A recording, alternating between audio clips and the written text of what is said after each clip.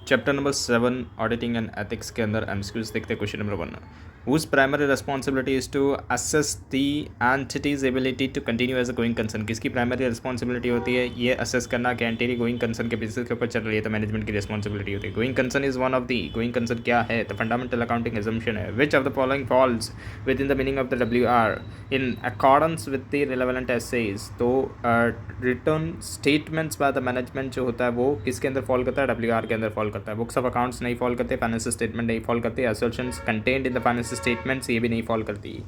Which of the following is not an objectives of an auditor in accordance with SA 570 के हिसाब से। To conclude on the appropriateness of the management use of the going concern basis of the accounting in preparation of the financial statements. Conclude करना है appropriateness के management ने going concern के basis के ऊपर अकाउंट्स को प्रिपेयर किए गए हैं।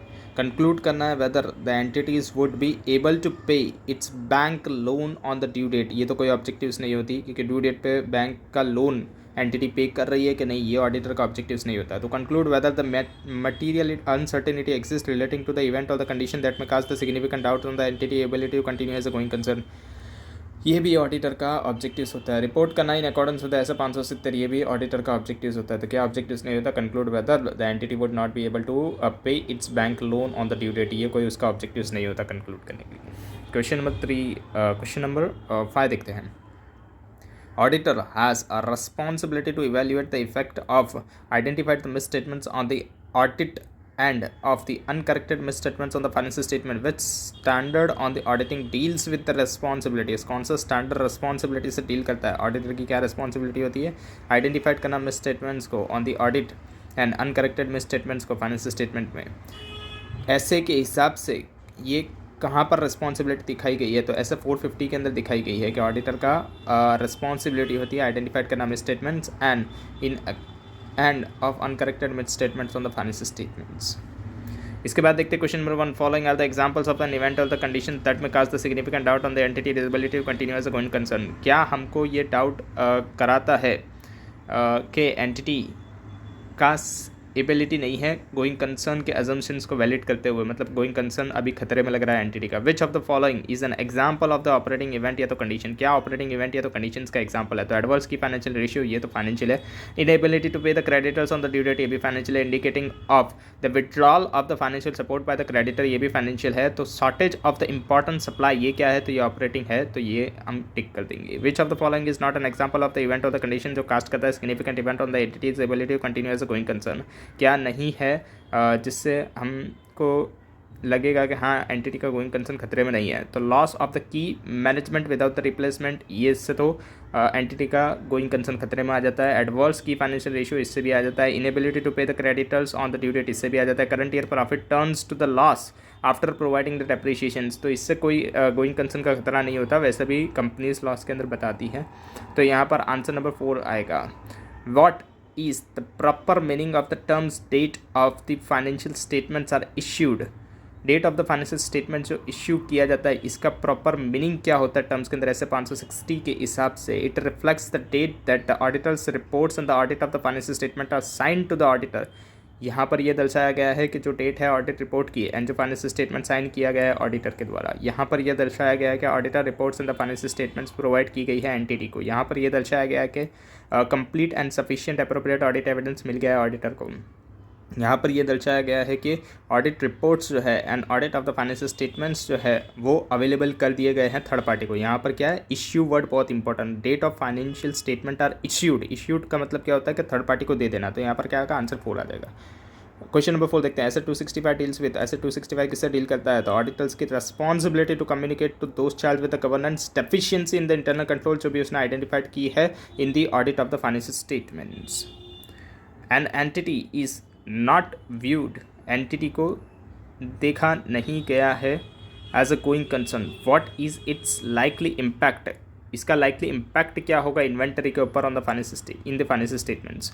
तो इन्वेंटरी को रिटर्न डाउन वैल्यू पे दिखाना पड़ेगा। इन्वेंटरी में need to be written down.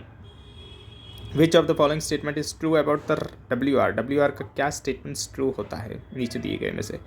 WR constitute sufficient appropriate audit evidence, क्या WR से हमको अप्रोप्रिएट ऑडिट एविडेंस मिलता है, सफिशिएंट एप्रोप्रिएट ऑडिट एविडेंस मिलता है। यहाँ पर क्या बताना है, हमको ट्रू बताना है। तो WR से हमको sufficient and appropriate audit evidence नहीं मिलता, वो तो हमको सपोर्ट करता है सिर्फ। WR should be after the date of the financial statements but near reporting date of the financial statement. WR जो होता है वो after the date of the financial statements होता है, लेकिन near reporting to the date of the financial statements होता है नहीं। Audit report can not be dated before the date of the WR। Audit की जो रिपोर्ट दी जाती है वो डेट नहीं होनी चाहिए बिफोर WR, मतलब पहले WR दे दिया उसके बाद audit report can not be dated. Audit report can not be dated before the date of the WR, मतलब WR के पहले ऑडिट रिपोर्ट नहीं देनी है, पहले WR ले लेना है उसके बाद ही ऑडिट रिपोर्ट आपको देनी है। Qualifying language can not be used in the WR, ये भी गलत है क्योंकि क्वालिफाइंग लैंग्वेज में भी दे सकते हैं। यहाँ पर आंसर नंबर 3 जो है वो करेक्ट होगा, जहाँ पर ऑडिट रिपोर्ट जो होती है उसको can not be dated before the date of the WR, मतलब पहले WR देना है उसके बाद ही ऑडिट रिपोर्ट देनी है। क्वेश्चन नंबर 7 देखते हैं। Potential effects of the inherent limitations on the auditor's ability to detect the material misstatements are dash greater for the conditions that may cause the entity's case to continue as a going concern. Potential effect जो होती है inherent limitations की, auditor की ability को detect करने के लिए कि मटीरियल मिसस्टेटमेंट्स ज़्यादा है फॉर द कंडीशंस जो कि कास्ट करेगी continue as a going concern. यहाँ पर क्या आएगा, ग्रेटर आएगा। Significant deficiencies in the internal controls dash may exist even though the auditor has not identified the misstatements during the audit. Significant deficiencies internal control में तब भी रहती है जब ऑडिटर ने आइडेंटिफाइड नहीं किया होता मिसस्टेटमेंट्स को ड्यूरिंग द ऑडिट, मतलब ऑडिटर ने ऑडिट किया और उसके अंदर भी उसने आइडेंटिफाइड नहीं कर पाया वो मिसस्टेटमेंट्स को, तब भी सिग्निफिकेंट डेफिशिएंसी तो रहती है इंटरनल कंट्रोल्स के अंदर। And effective two-way communication established bye the auditor with those charge with the governance is an important for the numbers of the reasons. Two-way communication those charge with the governance करना ये बहुत ही important रहता है बहुत सारे regions की वजह से। Which of the following one is not of such reason, क्या उनमें से एक रीज़न नहीं हो सकता है। It helps in understanding the matters related to the audit, ये तो इंपॉर्टेंट रीजन्स होता है। इट हेल्प्स द ऑडिटर, ये हेल्प करेगा ऑडिटर को obtaining the information from those charge with the governance, those charge with the governance से information लेने के लिए मदद करेगा। हेल्प करेगा those charge with the governance in fulfilling the responsibility to oversees the financial reporting process, financial reporting process को oversees करने में मदद करेगा। It helps those charge with the governance to accurately know about the future prospects of the company, ये मदद करता है those charge with the governance को एक्यूरेटली ये देखने के लिए कि फ्यूचर प्रोस्पेक्ट्स क्या होगा कंपनी का, तो ये तो किसी रीजन्स में नहीं आता है टू वे कम्युनिकेशंस के अंदर, क्योंकि अगर two way communications auditor those charge with the governance से करता है तो उसके अंदर ये उसको हेल्प नहीं करता है कि वो एक्यूरेटली फ्यूचर्स देख पाएंगे, प्रोस्पेक्टिव्स ऑफ द कंपनी के लिए वो लोग फ्यूचर्स नहीं देख पाएंगे अगर कम्युनिकेट कर रहा है दोज चार्ज विद गवर्नेंस से। तो ऊपर जो दी गई 3 बातें वो तो आती है रीजन्स के अंदर, लेकिन जो 4th है वो नहीं आती है क्योंकि उससे ऑडिटर कहीं कंपनी का फ्यूचर नहीं बता रहा है दोज चार्ज विद गवर्नेंस को। क्वेश्चन नंबर 1 देखते हैं। If the auditor of the company conclude that the WR are not reliable, अगर ऑडिटर को लगता है कि WR रिलायबल नहीं है तो क्या करना चाहिए इसके अंदर, तो auditor shall take the appropriate actions, auditor क्या करेगा, अप्रोप्रिएट एक्शंस लेगा, including determining the possible effects on the opinion in the auditor's report in accordance with the SS 705 having regards to the requirement of the disclaimer of the opinion, मतलब यहाँ पर क्या वो disclaimer of the opinion देने की बात कर रहा है। तो 705 के हिसाब से वो डिस्क्लेमर ऑफ द ओपिनियन दे सकता है क्या, हाँ दे सकता है अगर रिलायबल नहीं होता WR तो। Which of the following statement is false, क्या गलत है। Written representation are an important source of the audit evidence, written representation जो है वो इंपॉर्टेंट सोर्स है क्या ऑडिट एविडेंस का, तो ये तो सही है, इंपॉर्टेंट सोर्स तो हो सकता है। Sufficient and appropriate audit evidence नहीं हो सकता WR, लेकिन इंपॉर्टेंट सोर्स तो हो सकता है, तो ये तो सही है। If the management does not provide the request written representation it may alert the auditor to possibly that one और the more significant issues may exist, अगर मैनेजमेंट ने रिटन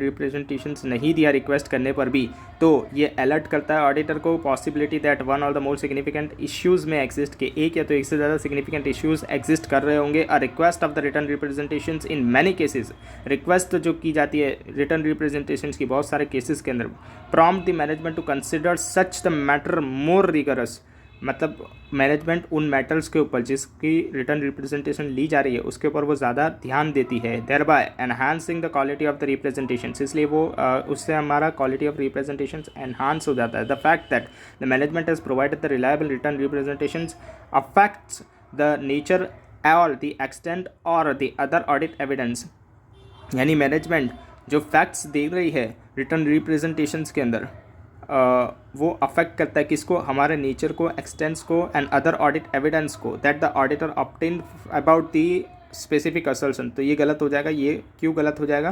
क्योंकि यहाँ से कहीं रिटर्न रिप्रेजेंटेशन से हमारा नेचर, एक्सटेंस और अदर ऑडिट एविडेंस अफेक्ट नहीं होते हैं स्पेसिफिक असर्शंस को लेकर। CAX is nearing completions of the audit procedures. CAX completion तक पहुंच गया उसके ऑडिट प्रोसीजर का during the course of an audit of the company. जब वो ऑडिट कर रहा था तब ही has found nothing unusual till now, उसको अभी तक कुछ ही अनयूजुअल नहीं मिला है। The company is earning the handsome profit, अच्छा प्रॉफिट कमा रही है company since the last many years, बहुत सालों से। There is a little debt burned on it, थोड़ा बर्निंग हो रहा है। It is also in the process of expanding it business, क्यों बंद कर किया जा रहा है? क्योंकि वो एक्सपांड करना चाहती है उसकी बिजनेस को by taking the loan from the bank, इस वजह से उसने लोन ली है बैंक से। The bank has also granted in principle approval for lending the money to the company, bank ने प्रिंसिपल अप्रूवल्स भी ली है लैंडिंग के लिए कंपनी से। Which of the following statement is most appropriate, क्या सबसे ज़्यादा अप्रोप्रिएट रहेगा इवेल्युएट करने के लिए? Going concern assumption being followed bye the management, क्या मैनेजमेंट गोइंग कंसर्न अजम्पशन को फॉलोड करके बैठी है? तो appropriateness of the management assessment may be made by the auditor without performing the detailed evaluation plan. Appropriateness जो management assess करके बैठी है उसको may be made by the auditor, auditor ने किया है without performing the detail evaluation procedures, वहाँ पर उसने डिटेल्स इवेल्युएशन प्रोसीजर नहीं लगाई है। Which of the following statement is most appropriate, क्या सबसे ज़्यादा अप्रोप्रिएट होगी गोइंग कंसर्न अजम्पशन को लेकर? तो जो अप्रोप्रिएटनेस जो मैनेजमेंट ने की है असेसमेंट को लेकर may be made by the auditor, मतलब कि जो अप्रोप्रिएटनेस ऑफ द मैनेजमेंट है उसका असेसमेंट कौन कर रहा है? ऑडिटर कर रहा है without performing the detail evaluation procedure, लेकिन उसके अंदर वो डिटेल इवेल्युएशन प्रोसीजर नहीं लगा रहा है। Appropriateness of the management assessment would be made by the auditor by performing the detail evaluation procedure, वो डिटेल इवेल्युएशन प्रोसीजर लगाकर चेक कर रहा है। Appropriateness of the going concern assumption would be made by the auditor directly by skipping the management assessment, ये भी नहीं हो सकता, स्किप नहीं कर सकते मैनेजमेंट का assessment. Appropriateness of the going concern assumption would be made by the auditor by necessary examining the cash flow forecast, ये भी नहीं हो सकता। तो यहाँ पर क्या आएगा? आंसर फर्स्ट आएगा जो कि अप्रोप्रिएट, जब से सबसे ज़्यादा अप्रोप्रिएट क्या लग रहा है कि मैनेजमेंट का असर्शंस किसके द्वारा किया जाएगा? ऑडिटर के द्वारा किया जाएगा, लेकिन वहाँ पर वो डिटेल ऑडिट प्रोसीजर नहीं लगाएगा, सिर्फ ऊपर ऊपर से देख लेगा कि हाँ सब सही है। Read the situations below carefully from perspective of an auditor, auditor के नज़रिए से देखिए और बताइए क्या सब्सिक्वेंट इवेंट हो सकता नहीं है। Which identified one which is not a subsequent event, subsequent event नहीं होगा। तो अब pharma company is in the business of manufacturing and export the cough syrup बना रही है और वो एक्सपोर्ट कर रही है। बिफोर द टैक्स 2022-23 मतलब प्रॉफिट बिफोर टैक्स दे दिया गया 10 करोड़ का। Few childrens have died in an Africa, थोड़े बच्चे अफ्रीका में मर गए ये कफ सिरप पीने से। कब? सितंबर 2022 के अंदर, मतलब हमारे फाइनेंशियल ईयर के अंदर। The company is trying to settle with the foreign government a lump sum settlement of 20 crore, 20 crore का लमसम सेटलमेंट करना चाहती है वो फॉरेन गवर्नमेंट के साथ। एज ऑन 30/6/2023, मतलब यहाँ पर देखो कंडीशंस तो पहले से ही थी, सितंबर में बच्चे मर गए थे और अब लमसम अमाउंट मतलब कि जो अमाउंट है वो भी डिफाइन हो गई है। 30/6/2023 के दिन आ गया है, मतलब ये ऑडिट साइन करने से पहले होगा।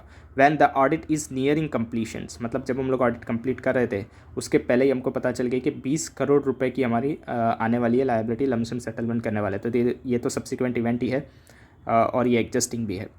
द ड्राफ्ट फाइनेंशियल स्टेटमेंट्स, जो ड्राफ्ट फाइनेंशियल स्टेटमेंट्स है of the wholesaler engage in the business of trading the TVs, washing machines and the air conditions for the financial year 22-23 are ready, showing a profit before tax.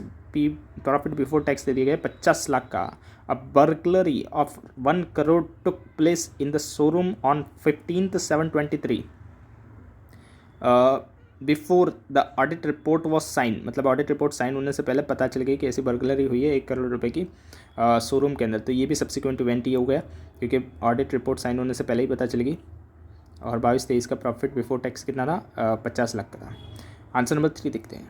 Audit report dated 1/7/2023, audit report को date कब किया गया था, 1/7/2023 को, was issued in respect of an entity's engagement in extractions of the certain materials. Entity क्या कर रही थी, एक्सट्रैक्ट कर रही थी सर्टन मटीरियल्स को।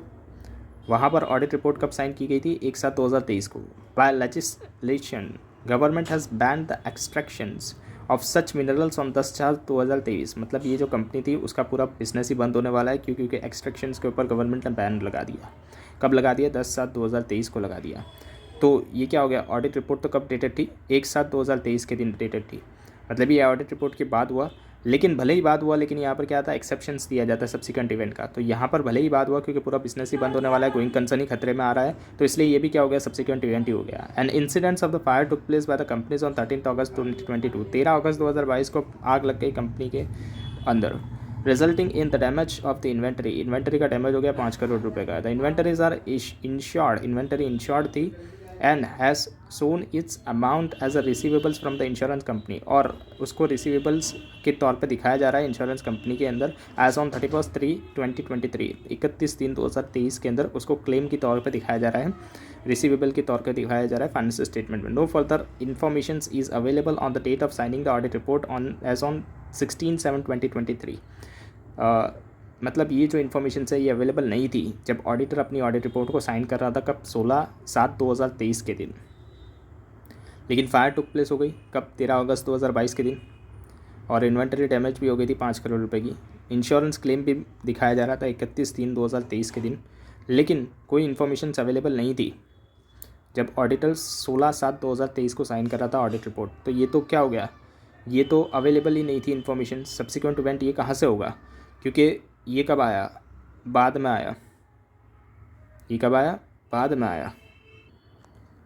यहाँ पर क्लेम भी मिल रहा है और क्लेम 31/3 को रिसीव भी हो गया, amount as receivable from the insurance company, insurance company से 31/3 के दिन रिसीवेबल्स भी हो गया है क्लेम। तो इसलिए ये सब्सिक्वेंट इवेंट नहीं होगा। जब ऑडिटर साइन कर रहा है तो उसके पास कोई फर्दर इन्फॉर्मेशन भी अवेलेबल नहीं है, तो ये सब्सिक्वेंट इवेंट में नहीं आएगा।